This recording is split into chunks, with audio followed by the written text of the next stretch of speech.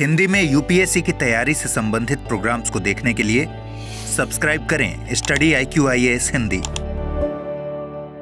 Hello दोस्तों, कैसे हैं आप सभी लोग। मैं मनोज कुमार आपका study IQ IAS Hindi channel पर स्वागत करता हूं और उम्मीद करता हूं कि आप सब लोग अच्छे होंगे। दोस्तों, आज हम लोग बात करने जा रहे हैं मध्यकालीन भारत का जो इतिहास है, उसी क्रम में आपका लेक्चर नंबर 29 और आज बात करेंगे हम भक्ति आंदोलन का सेकंड पार्ट। पिछली क्लास में हम लोगों ने भक्ति आंदोलन के विविध आयामों को देखने की कोशिश की और उसमें उत्तर भारत में जो सूफी भक्ति आंदोलन मध्यकालीन इतिहास में जो शुरू हुआ था उसके बारे में चर्चा की थी कि आखिर यह भक्ति आंदोलन क्या था, किस तरीके से था, इसके उदय के कारण क्या थे और भारत में ये कैसे कैसे इसका प्रसार हुआ, कहाँ से प्रसार हुआ, ठीक है ना। इन सभी पक्षों पर हमने पिछली क्लास में चर्चा की। आज हम बात करेंगे कि भक्ति आंदोलन का उदय तो हो गया, उसका जो विकास है महाराष्ट्र के क्षेत्र में यानी कि मध्य भारत के क्षेत्र में, उत्तर भारत के क्षेत्र में कैसे प्रसार हुआ और उसकी विशेषताएं क्या है। ध्यान रखना दोस्तों कि यहाँ से आपका प्रारंभिक और मुख्य परीक्षा में बहुत इंपॉर्टेंट इसका योगदान है, बहुत महत्वपूर्ण योगदान है, क्योंकि यहाँ से क्वेश्चंस बनते ही बनते हैं। कारण है क्योंकि ये जो पोर्शन है, ये जो भाग है, आपके कला संस्कृति का एक महत्वपूर्ण हिस्सा है। यह सामान्य राजा महाराजा की जो इतिहास होता है वो नहीं है, इसलिए यहाँ से क्वेश्चन बनना तय है।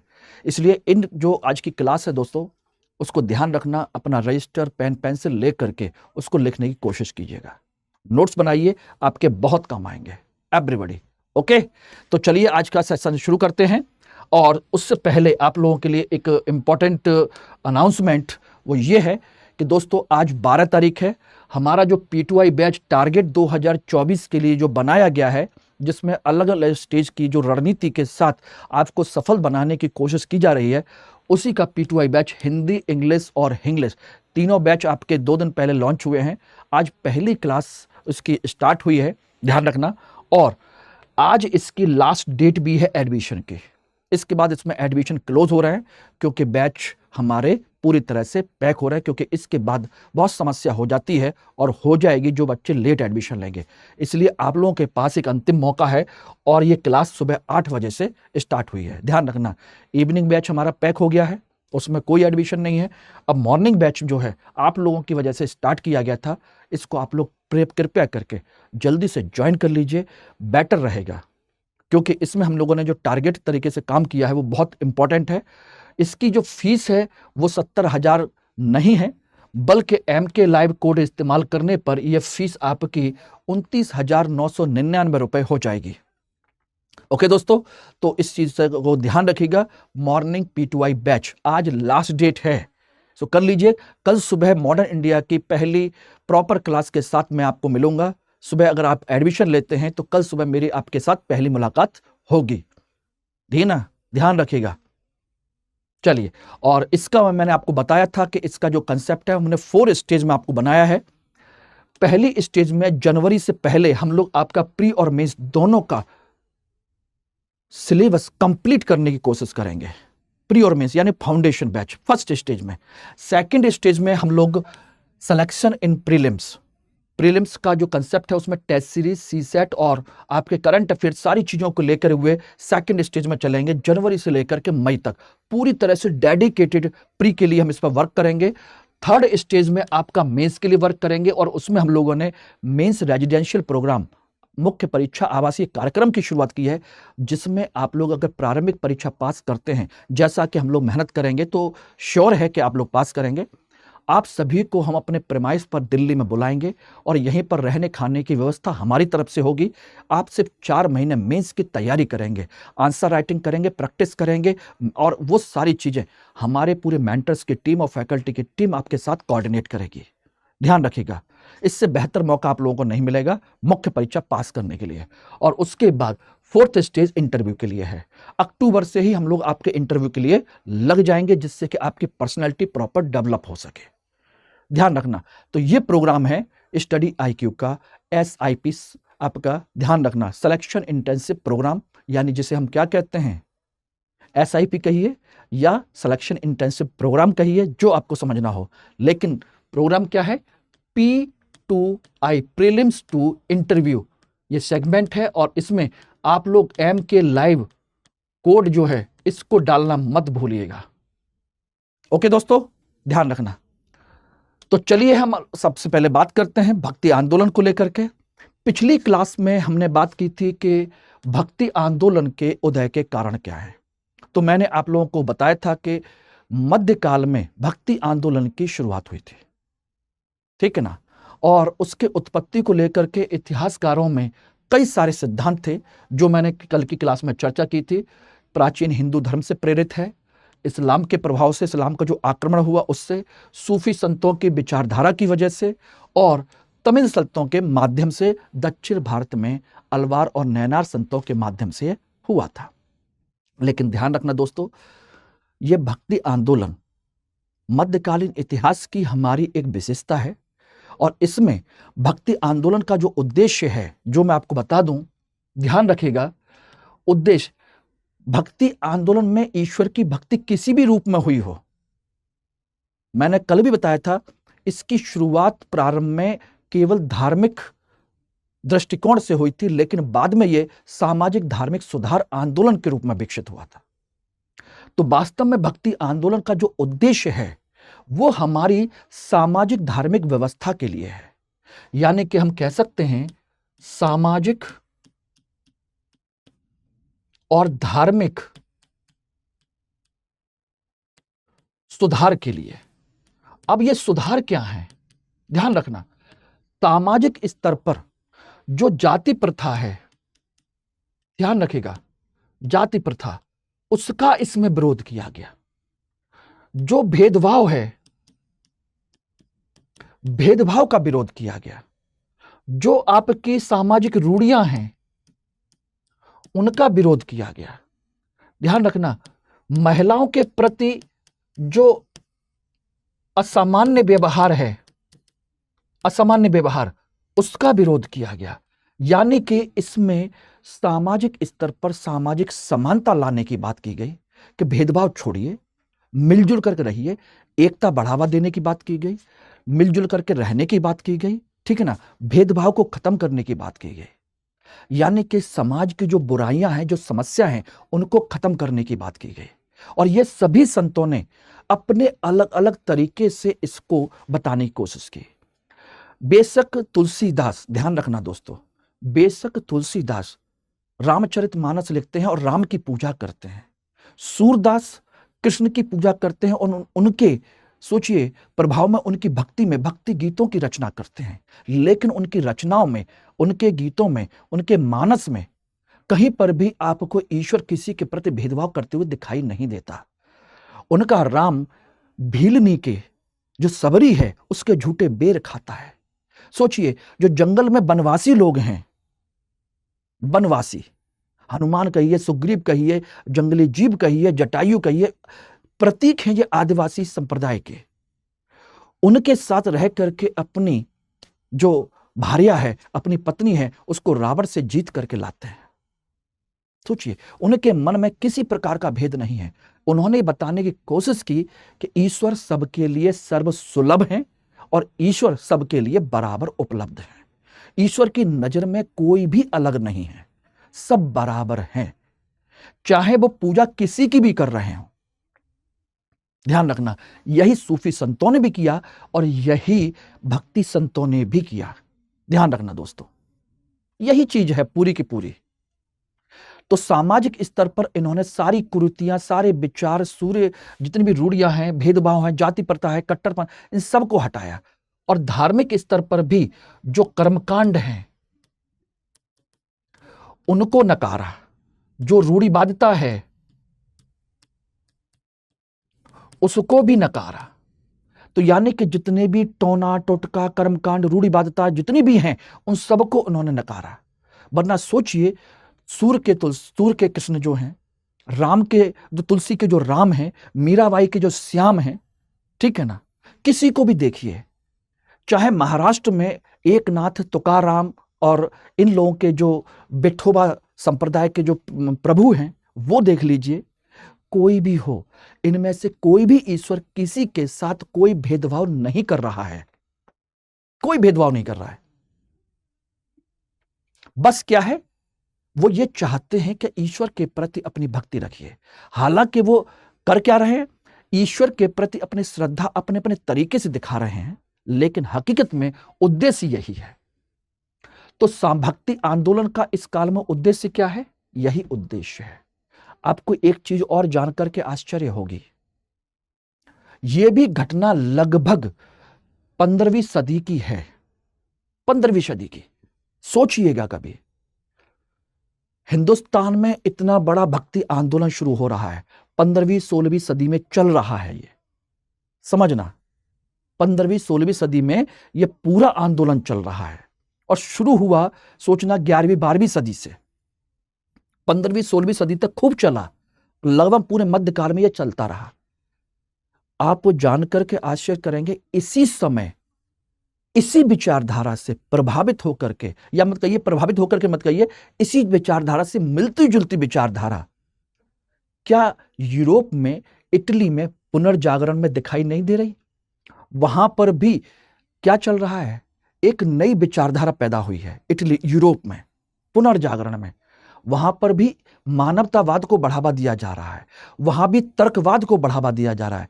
यहां पर कबीर भी तर्क की बात कर रहे हैं, ज्ञान की बात कर रहे हैं, रैदास, दादू, नानक सब ज्ञान की बात कर रहे हैं, भक्ति की बात कर रहे हैं। वहां पर भी सोचिए ज्ञान की बात हो रही है, विज्ञान की बात हो रही है।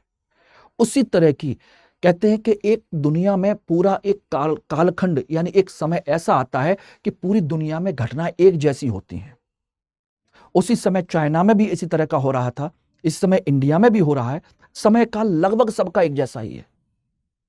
कहते हैं कि महान जो इंसान होते हैं वो पूरी दुनिया में एक, कहते हैं ना कि गणना होती है ग्रह नक्षत्रों की, उस समय कुछ महान लोग पैदा होते हैं और पूरी दुनिया में पैदा होते हैं। एक जैसी घटनाएं पूरी दुनिया में होती हैं। तो यहां पे भी हो रही थी और इटली के पुनर्जागरण में भी समय काल दोनों का एक जैसा ही है, ध्यान रखना। यस, बिल्कुल आप सही समझ रहे हैं, यही है। बस अंतर क्या है, इटली में पुनर्जागरण ने पूरे यूरोप को बदल के रख दिया, क्योंकि उस पुनर्जागरण को वहां के विद्वान और वहां का जो व्यापारी वर्ग है उसने संभाल के रखा। उसने उसको विचारों को परिवर्तित किया, उसका उपयोग किया। लेकिन हमारे यहां जो सूफी संत, भक्ति संत हैं, इनको राजा महाराजाओं ने भी ज्यादा संरक्षण नहीं दिया, बल्कि इनसे वो लोग और चिढ़ते ही थे। केवल अकबर को छोड़ दिया जाए तो अलग बात है, अन्यथा इनमें से कोई भी इन संतों को बहुत ज्यादा प्रेफरेंस नहीं देता था, और व्यापारियों ने तो इनको ना के बराबर संरक्षण दिया। इसलिए हमारे यहां ये केवल भक्ति संतों ने धर्म के साथ ही इसको आगे बढ़ाया, और जनता ने जितना स्वीकार किया ठीक, नहीं स्वीकार किया तो ठीक, ये अपने अंतिम चरण तक पहुंच ही नहीं पाया। यह परंपरा हमारे विज्ञान में परिवर्तित नहीं हो पाई, यह परंपरा हमारी अर्थव्यवस्था में परिवर्तित नहीं हो पाई। जबकि यूरोप में पुनर्जागरण की इसी तरह की परंपरा वो अर्थव्यवस्था में बदल गई, वो विज्ञान में बदल गई और उनके विचारों में बदल गई। वहां के जनता और वहां के शासक ने इसको अपनाया। हमारे यहां जनता ने बहुत कम अपनाया, शासक ने बिल्कुल नहीं अपनाया। बात समझिएगा। और व्यापारी वर्ग ने तो इसको नकार ही दिया हमारे यहां। इसलिए भक्ति आंदोलन हमारे यहां लोगों के बीच में तो प्रचलित हुआ, लेकिन जिस अंतिम परिणति तक पहुंचना चाहिए वो नहीं पहुंचा। इस चीज को समझिएगा। यही है बेटा इतिहास। ये हिंदी साहित्य नहीं है। भक्ति काल जो है हिंदी साहित्य वाला भक्ति काल की तरह मैं नहीं पढ़ा रहा हूं, ध्यान रखना। इतिहास को पढ़िए कि इतिहास से सबक कैसे लिया जाता है और इतिहास के कंपैरिजन कैसे किया जाता है, तुलना कैसे की जाती है। इसकी तुलना इटली के पुनर्जागरण से कैसे की जाए। यहां पर परिवर्तन नहीं आया और वहां यूरोप में पूरा परिवर्तन हो गया। वहां पर कंपनियां बनी और हमारे यहां आकर के हमको जीत के हमको गुलाम बना दिया, उपनिवेश बना दिया, और हम देखते रह गए, क्योंकि हमने इनकी विचारों को अपनाया ही नहीं, इसको इंप्लीमेंट नहीं किया, लागू नहीं किया। वरना कबीर की ऐसी कौन सी बात है जो गलत हो? आप खुद सोच के देखिएगा। पाहन पूजे हर मिले तो मैं पूजू पहाड़, या से तो चाकी भली पीस खाए संसार। सोचना, कांकड़ पाथर जोड़ के मस्जिद लई चिनाए, ताचड़ मुल्ला बांग दे क्या बहरा हुआ खुदा है। सोचना, उन्होंने किसी को नहीं छोड़ा और तर्क जो दिए वो सोचने लायक है, ज्ञान की बात की। चलिए हम उसी चीज को आगे बढ़ाते हैं। तो मैंने आपको भक्ति आंदोलन के उद्देश्य बता दिए, उद्देश्य यही है। सोचिए क्या इन भक्ति आंदोलन ने जिन उद्देश्यों को लेकर के चले, जो उनके कर्म थे, जो वो चाहते थे, क्या रियली में इस चीज को हमने सामाजिक धार्मिक सुधार की चीजों को अपना पाए? नहीं। धार्मिक कट्टरता को छोड़ पाए? पूरी तरह नहीं छोड़ पाए। अगर छोड़ पाए होते तो सोचना आधुनिक काल में राजा राम मोहन राय को धर्म सुधार आंदोलन की शुरुआत नहीं करनी पड़ती। सोचना केशव चंद्र सेन जैसे लोगों को आना पड़ा, थियोसॉफिकल सोसाइटी एनी बेसेंट को पार्टिसिपेट करना पड़ा, विवेकानंद को आना पड़ा, दयानंद सरस्वती को आना पड़ा। सोचिएगा सर सैयद अहमद खां को इस्लाम के सुधार के लिए आना पड़ा, ठीक है ना। दादा भाई नौरोजी फरदून जी जैसे लोग पारसी धर्म सुधार के लिए आए। पूरा एक धर्म सुधार आंदोलन शुरू करना पड़ा। और तो छोड़ दी, अंग्रेजों को हमारे यहाँ धर्म सुधार करना पड़ा। हमको सती प्रथा का कानून उनको बनाना पड़ा, विधवा पुनर्विवाह के लिए कानून बनाना पड़ा, शिशु हत्या के लिए कानून बनाना पड़ा। ये हमारी सामाजिक कुरीतियां थी। इस आंदोलन के प्रभाव से भी हम नहीं सुधर पाए थे। बुरा लगेगा लेकिन सच है। इतिहास से यही तो हम सीखते हैं। इतिहास पढ़ते ही क्यों हैं दोस्तों? इसीलिए पढ़ते हैं। ओके, तो इनके अच्छे विचारों को भी हम नहीं अपना पाए, यह सच्चाई है। लेकिन उन्होंने विचार अच्छे दिए, इसमें कोई शक नहीं है दोस्तों, कोई शक नहीं है। बहुत अच्छे विचार थे, सारी चीजें थी, हम नहीं इंप्लीमेंट कर पाए और यूरोप के लोगों ने इसे इंप्लीमेंट किया और सफल रहे और दुनिया पर राज किया उन्होंने। यस, सोचिए कैसे राज किया। प्रथम विश्व युद्ध, द्वितीय विश्व युद्ध, सोचिएगा पहला विश्व युद्ध किस जगह पर हो रहा है? यूरोप में। द्वितीय विश्व युद्ध कहां हो रहा है? यूरोप में। सेंटर कहां है? यूरोप। लेकिन नाम क्या दे रहे हैं? विश्व युद्ध। यानी कि यूरोप को ही ये दुनिया बनाते हैं।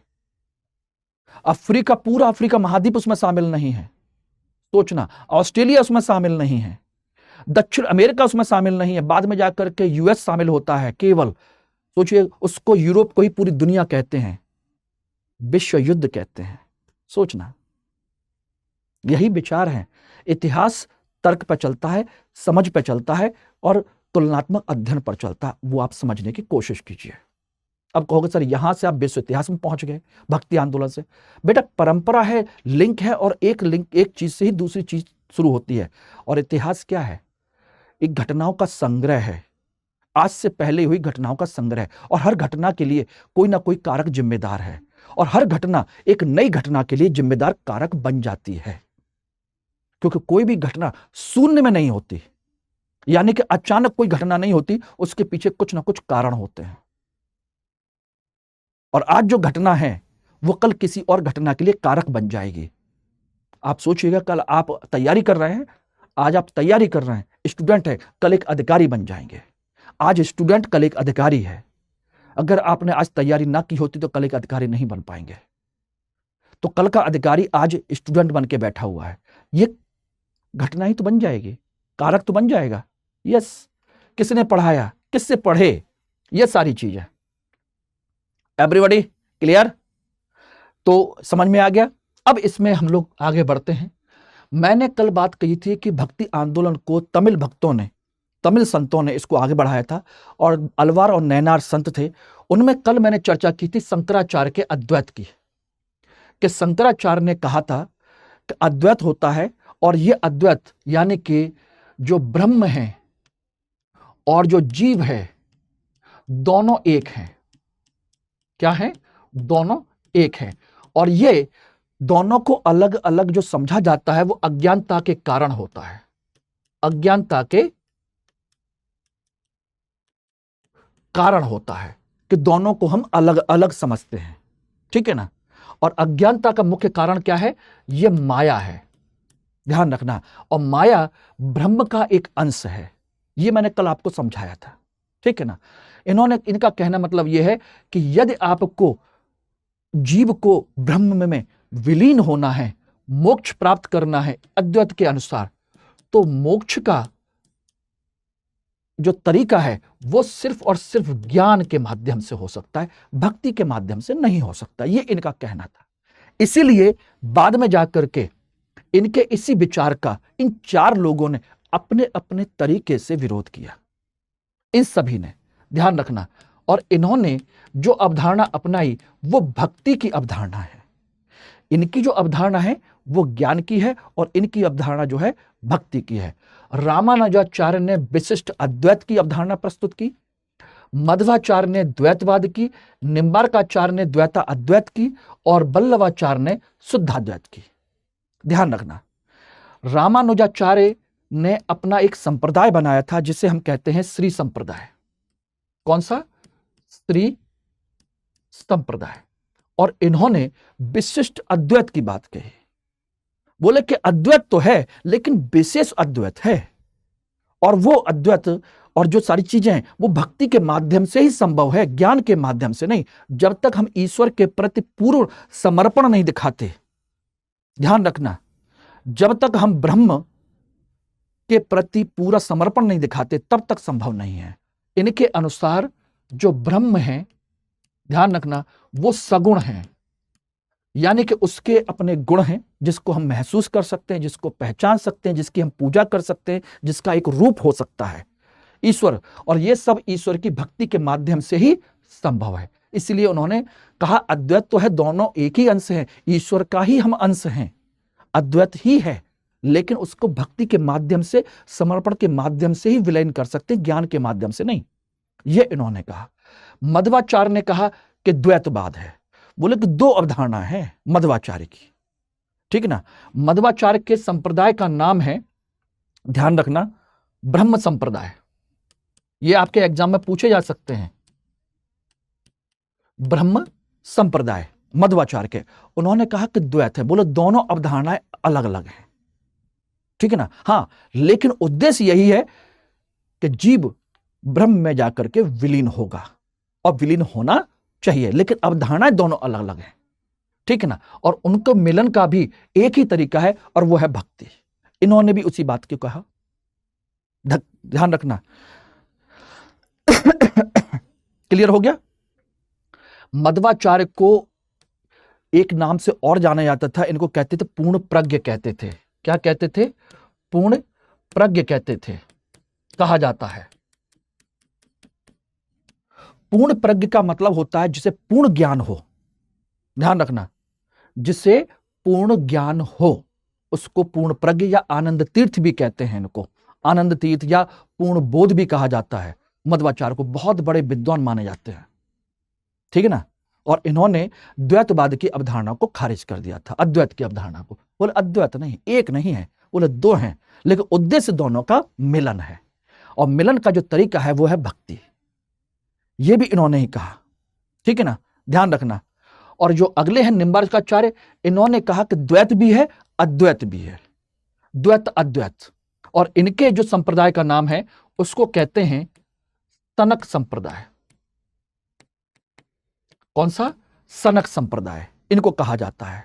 और इन्हें निम्बार्काचार्य को माना जाता है कि यह सुदर्शन चक्र के, किसके? सुदर्शन चक्र के अवतार हैं। क्वेश्चन पूछा जा सकता है कि किसे सुदर्शन चक्र का अवतार कहा जाता है? Everybody clear? इसको ध्यान रखिएगा। इन्होंने दोनों चीजों को अपनाया था, द्वैत और अद्वैत। वल्लभाचार्य जो हैं ये आपके 15वीं सदी के हैं, और 15वीं सदी यानी इन्हीं के शिष्य थे सूरदास। इन्हीं के शिष्यों में से एक माने जाते हैं। इन्हीं के पुत्र हैं विट्ठल स्वामी और उनके शिष्य सूरदास माने जाते हैं। और ये बनारस के रहने वाले थे, बाद में जाकर के वृंदावन के क्षेत्र में रहे हैं, सारी चीजें हैं। और इनका जो संप्रदाय है उसे हम कहते हैं रुद्र संप्रदाय। बेसिकली रुद्र संप्रदाय इनका था नहीं, रुद्र संप्रदाय था बेसिकली विष्णु स्वामी का, और उसी को ये फॉलो करते हैं। विष्णु स्वामी का रुद्र संप्रदाय था, उसी को ये फॉलो करते हैं, ठीक है ना। और विजयनगर साम्राज्य में ये गए थे, और विजयनगर साम्राज्य में जाने के बाद शंकर के अद्वैत का इन्होंने खंडन किया, दुनिया को दिखा दिया कि शंकर का अद्वैत पूरी तरह सही नहीं है। मैं जो बता रहा हूं विशिष्ट अद्वैत, यानी ध्यान है शुद्ध अद्वैत। बोले अद्वैत तो ये है, मेरा भी अद्वैत है, लेकिन ये शुद्ध अद्वैत है, और ये शुद्ध अद्वैत कृष्ण की भक्ति, कृष्ण के शुद्ध परंपरा पर आधारित है, उस पर है ये, ठीक है ना। इन्होंने ब्रह्म सत्य जगत मिथ्या की अवधारणा को काट दिया। जो अद्वैत में कहा था, शंकर ने कहा था कि ब्रह्म सत्य है और जगत मिथ्या है, बोला नहीं, ऐसा नहीं है, बल्कि जगत भी उसी का एक हिस्सा है, उसी ने बनाया है, उसी का रूप है। ध्यान रखना। तो वो कैसे गलत हो सकता है? अगर माया उसी का एक अंश है तो दो अलग अलग अस्तित्व है कि नहीं, लेकिन अस्तित्व भी अलग अलग होते हुए भी एक ही है, उसी का ही अंश है। ध्यान रखना। ये उन्होंने समझाने की कोशिश की और इनका जो पंथ है उसको हम कहते हैं पुष्टि मार्ग। पुष्टि मार्ग कहा जाता है दोस्तों। तो ये इन्होंने भक्ति की परंपरा को पूरे भारत में उस समय फैलाने की कोशिश की। तो ये है आपके वेदांत दर्शन और उससे उत्पन्न भक्ति की परंपरा। Clear everybody? ठीक, चलिए इसके बाद हम बात करते हैं फिर दक्षिण में जो आपकी तमिल भक्ति के माध्यम से जो भक्ति परंपरा का विकास हुआ, वो धीरे धीरे कहां फैली? आपके महाराष्ट्र के क्षेत्र में। और इस महाराष्ट्र के क्षेत्र में जब फैली तो इसे महाराष्ट्र धर्म कहते हैं। क्या कहते हैं? महाराष्ट्र धर्म कहा जाता है। ध्यान रखना, ठीक है ना। महाराष्ट्र धर्म कहते हैं। इसको एक नाम से और जानते हैं, इसी महाराष्ट्र धर्म को हम महानुभाव पंथ भी कहते हैं। महानुभाव पंथ भी कहते हैं, ध्यान रखना। और इस पंथ का जो संस्थापक माने जाते हैं वो माने जाते हैं गोविंद प्रभु। गोविंद प्रभु माने जाते हैं इसके संस्थापक। कहा जाता है कि महाराष्ट्र धर्म की इन्होंने शुरुआत की। ध्यान रखना, महाराष्ट्र धर्म की खास बात यह है दोस्तों, एक चीज समझ लेना, महाराष्ट्र धर्म मूलतः वैष्णव परंपरा पर आधारित है। ध्यान रखना, किस पर आधारित है? वैष्णव परंपरा पर। ठीक, इसमें मुख्य तौर पर भागवत धर्म और भागवत पुराण पर बल देते हैं, ध्यान रखना। Okay, clear? लेकिन सिर्फ ऐसा नहीं है, इसमें शिव के विचारों को भी माना जाता है, सारी चीजों को भी माना जाता है, ध्यान रखना। ओके, तो वैष्णव परंपरा से आधारित है, सारी चीजें हैं, लेकिन पूरी तरह से वैष्णव परंपरा पर आधारित भी नहीं है। बाद में जाकर के इसने अपने कुछ अलग लक्षण भी विकसित किए।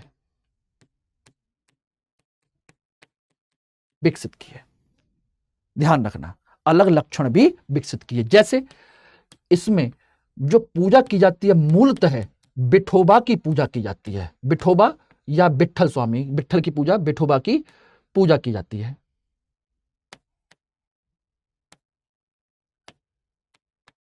विठोबा की पूजा।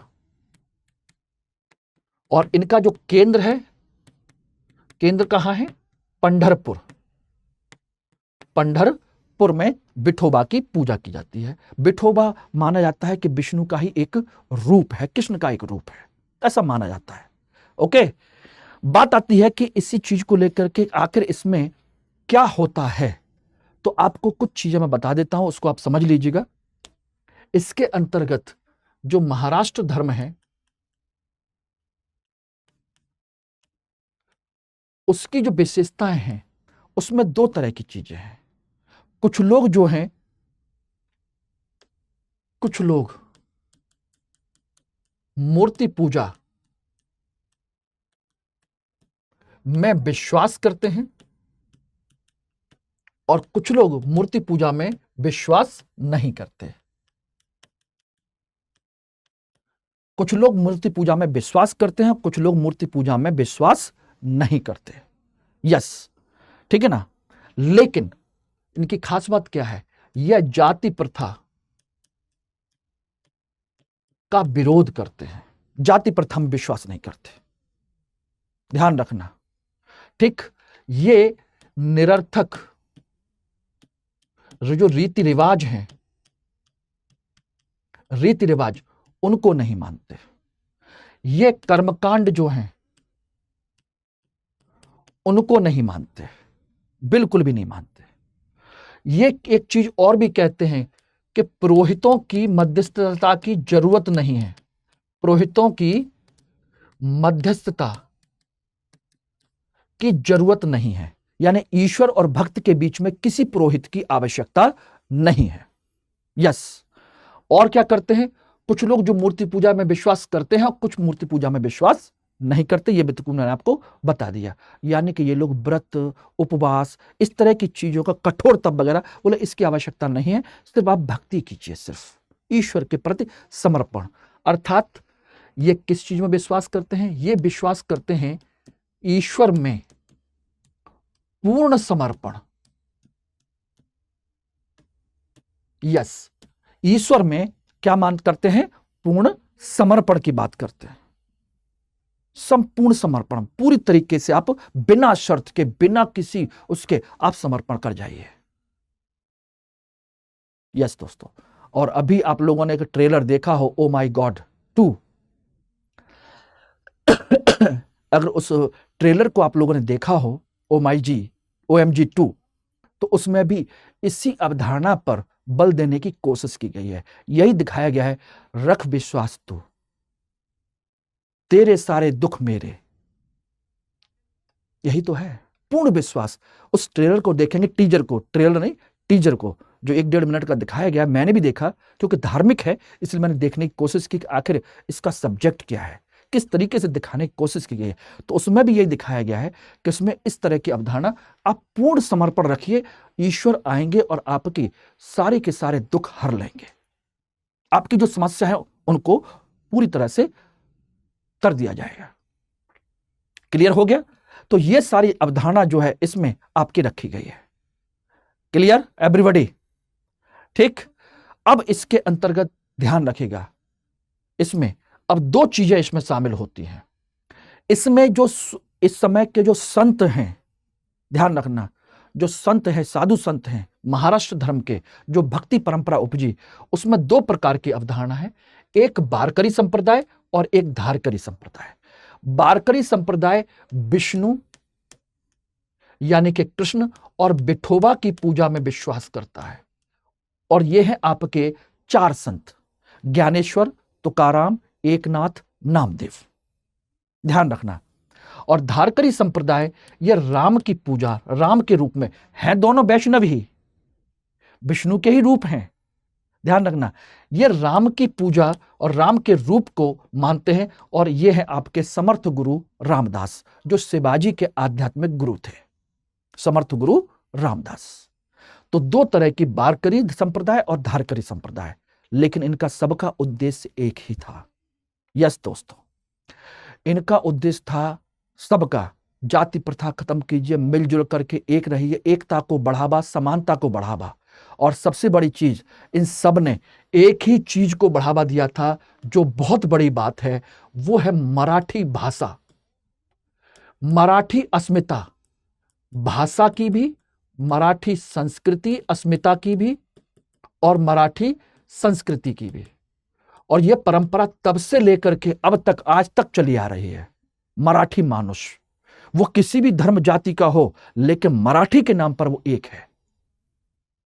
मराठी जो क्षेत्र है, मराठा जो एकता है, महाराष्ट्र जो धर्म का कंसेप्ट है, वो इस मराठी भाषा ने एक किया। इसी वजह से शिवाजी के समय में पूरा स्वराज का गठन हुआ, उसके पीछे ये परंपरा है। ध्यान रखना। ओके दोस्तों, इस चीज को समझने की जरूरत है। तो आज जो आप देखते हैं ना कि महाराष्ट्र के लोग एक हो जाते हैं अपने धर्म, जाति, भाषा के नाम पर, उसके पीछे सिर्फ मराठी भाषा है, और उसके अलावा वो कुछ नहीं सोचना चाहते। उसके खिलाफ आप कुछ बोलेंगे, समझ लो उनकी संस्कृति के खिलाफ आप बोल दिए। उनको ऐसा नहीं कि हिंदी नहीं आती, उनको इंग्लिश नहीं आती, सब आती है, लेकिन अपने क्षेत्र, पूरे महाराष्ट्र में अपनी भाषा में बात करते हैं, उसी को लेकर के वो एक करने की कोशिश करते हैं, और वो होता भी है। क्लियर हो गया? ध्यान रखना। तो ये आपके साधु संत हैं जिन्होंने इस परंपरा को अपनाया। ये शिवाजी के गुरु हैं, शिवाजी के गुरु, और इन्होंने एक पुस्तक की रचना की थी जिसे हम कहते हैं दासबोध। दासबोध पुस्तक लिखी इन्होंने, इसको याद कर लीजिएगा दोस्तों। दासबोध नामक पत्रिका का किया, रचना की इन्होंने। ठीक, बाकी ज्ञानेश्वर, तुकाराम, एकनाथ, नामदेव, ये आपके पंढरपुर के विठोबा की पूजा में विश्वास करते हैं, वारकरी संप्रदाय को आगे बढ़ाते हैं। क्लियर हो गया? महाराष्ट्र धर्म और ये सारी चीजें एवरीबॉडी।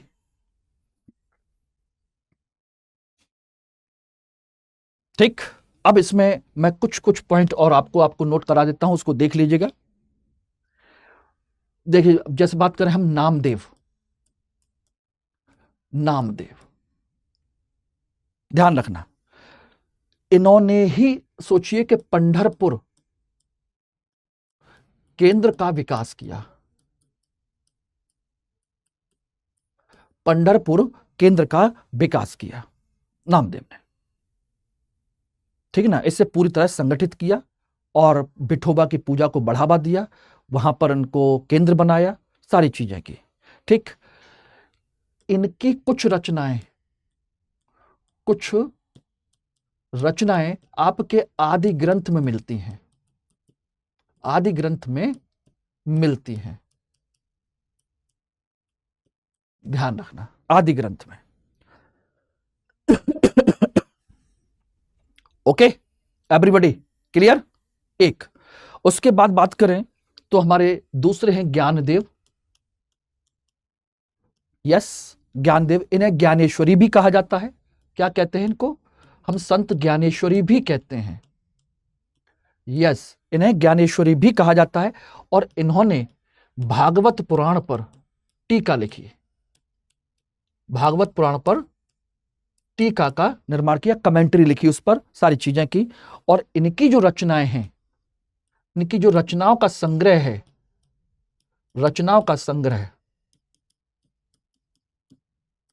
अभंग कहलाता है, अभंग कहलाता है, ये ध्यान रखना। ये रहा अभंग, क्लियर है? उसके बाद तुकाराम है, एकनाथ है, ध्यान रखना, एकनाथ और तुकाराम, ये भी प्रमुख संत हैं। इन्हीं की नामदेव की परंपरा को ही आगे बढ़ाया था, ठीक है ना। नामदेव की जो परंपरा है, ईश्वर के प्रति पूर्ण समर्पण की, ठीक है ना, निरर्थक रीति रिवाजों की, जाति प्रथा का विरोध करने की, ठीक है ना, कट्टरपंथ का विरोध करने की, ठीक है ना, पुरोहितों की मध्यस्थता को समाप्त करने की, मूर्ति पूजा का विरोध करने की, ये सारी परंपरा नामदेव की थी, ठीक है ना। उसी परंपरा को एकनाथ और तुकाराम ने भी आगे बढ़ाया। और ध्यान रखना, तुकाराम ने तो हिंदू मुस्लिम एकता को भी बढ़ावा दिया, हिंदू मुस्लिम एकता को बढ़ावा दिया, यह ध्यान रखिएगा। यह रहा, इस तरीके से उन्होंने सारी चीजों को किया था। और इनकी जो परंपरा है, नामदेव की और तुकाराम की जो परंपरा है, ध्यान रखना दोस्तों, इन दोनों की परंपरा काफी हद तक, ध्यान रखना, कबीर से मिलती जुलती है, कबीर से मिलती जुलती। ये बेशक पंढरपुर में विठोबा की पूजा की बात करते हैं, लेकिन उसको केवल एक माध्यम मानते हैं, उसको ही भगवान नहीं मानते, ध्यान रखना, उसको केवल माध्यम मानते हैं कि ये रखा हुआ, बाकी पूजा वूजा नहीं करते। बोले कोई पूजा करने की जरूरत नहीं है, ये निर्गुण ब्रह्म की तरफ जाना पसंद करते हैं, सगुण ब्रह्म की तरफ नहीं। बोले कि ये एक प्रतीक है जिस पर हम आप क्या करते हैं, ध्यान लगाते हैं, बाकी जो ब्रह्म है वो निर्गुण है, कबीर की तरह। ध्यान रखना, कबीर भी राम को, ऐसा नहीं है कि राम को नहीं मानते, लेकिन वो दशरथ नंदन की पूजा नहीं करते। कबीर भी राम के उपासक हैं, ध्यान रखना। कबीर के राम हिंदी साहित्य में एक बहुत महत्वपूर्ण टॉपिक बनता है, कबीर के राम, ध्यान रखना। सेम उसी तरीके से नामदेव और तुकाराम के भी विठोबा हैं, लेकिन वो किसी भी अवतार के रूप नहीं है। राम, कबीर के राम भी, ध्यान रखना, दशरथ के पुत्र नहीं हैं, बल्कि एक ब्रह्म का प्रतीक है। ये भी इनके लिए भी वो ब्रह्म का प्रतीक है सिर्फ। कबीर भी राम की पूजा नहीं करते, राम को केवल जपते हैं, राम नाम जपना, लेकिन पराया माल अपना नहीं। राम नाम की बात करते हैं, राम राम राम राम, बस। यानी कि ब्रह्म को देख रहे हैं, ब्रह्म को पूज रहे हैं, ब्रह्म को सोच रहे हैं। ये इनकी परंपरा है। और ब्रह्म कभी भी किसी के साथ भेदभाव नहीं करता है। इवन हमारी परंपरा में देखा जाए तो कभी भी किसी भी ईश्वर ने किसी के साथ भी भेदभाव नहीं किया। और ये भेदभाव की परंपरा तो हम और आप लोग जैसे लोगों ने बनाई है। किसी ईश्वर ने कभी भेदभाव करने की कोशिश नहीं की। कभी भी देख लीजिए उठ करके, किसी भी ईश्वर ने किसी के साथ कोई भेदभाव नहीं किया है। यस, वो सबके लिए बराबर थे। एवरीबॉडी क्लियर, ध्यान रखना। उसके बाद आते हैं महाराष्ट्र के बाद में जब भक्ति विकसित हो गई, उसी के बाद में उत्तर भारत में भक्ति की परंपरा शुरू हुई। और उत्तर भारत में इसे परंपरा को रामानंद लेकर के आए। भक्ति द्राविड़ उपजी लाए रामानंद, प्रकट करी कबीर ने सात दीप नवखंड। उत्तर भारत में देखा जाए प्रॉपर तरीके से जो भक्ति है दो भाग में विकसित होती है, एक निर्गुण मार्गी और एक सगुण मार्गी। निर्गुण मार्गी यानी कि जो ब्रह्म को केवल बिना किसी रूप के, बिना किसी अवतार के जो देखते हैं, उनमें दो लोग हैं। एक प्रेम मार्गी जायसी, जिन्होंने पद्मावत की रचना की। पद्मावत वो कहानी नहीं है, बल्कि प्रेम मार्गी ईश्वर की भक्ति है।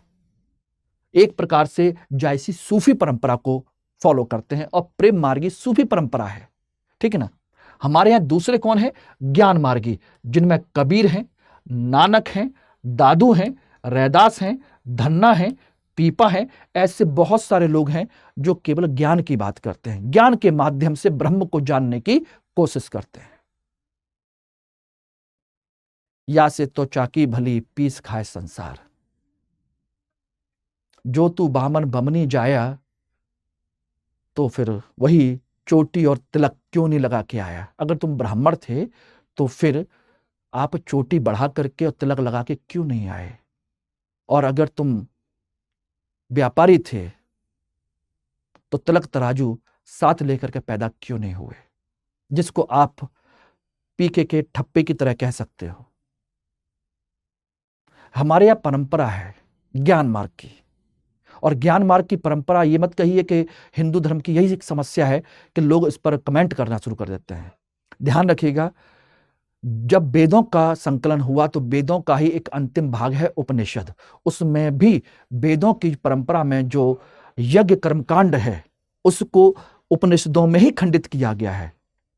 हमारे अपने ग्रंथों में गलत चीजों का विरोध करने की प्रवृत्ति दी गई है। यह हमारी हिंदू संस्कृति का एक हिस्सा है कि गलत चीजों को आप क्या करिए, हटाइए और अच्छी चीजों को अपनाइए समय के साथ। इसलिए सनातन धर्म आज तक प्रचलित है। सोचिएगा, और लगातार विकसित हो सकता है और विकसित हो रहा है, स्वरूप बदल रहा है जैसे समय की जरूरत पड़ती है उसके अनुसार।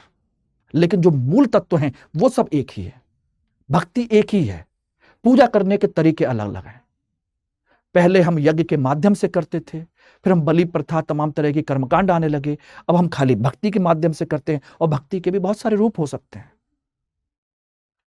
ये ज्ञान मार्ग के माध्यम से ईश्वर को प्राप्त करना चाहते हैं, और उद्देश्य सबका एक ही है।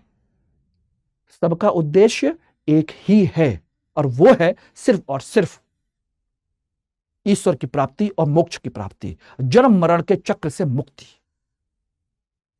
बस मिलन चाहते हैं, परमात्मा में आत्मा का मिलन, और मिल जाएंगे तो हमारा यहां पर आना जाना सब समाप्त हो जाएगा, मुक्त हो जाएंगे। यही मोक्ष है, यही परंपरा है, यही उद्देश्य है, परम उद्देश्य जीवन का यही है। Okay everybody. दूसरा, सगुण मार्गी भक्ति। ये ईश्वर के विभिन्न रूपों को पूजते हैं। एक राम को पूजते हैं तो रामानंद है, तुलसीदास हैं जिन्होंने रामचरितमानस लिखी। एक कृष्ण भक्ति की परंपरा की बात करते हैं तो बल्लभाचार्य हैं, विट्ठल स्वामी हैं, सूरदास हैं, मीराबाई हैं, चैतन्य महाप्रभु हैं।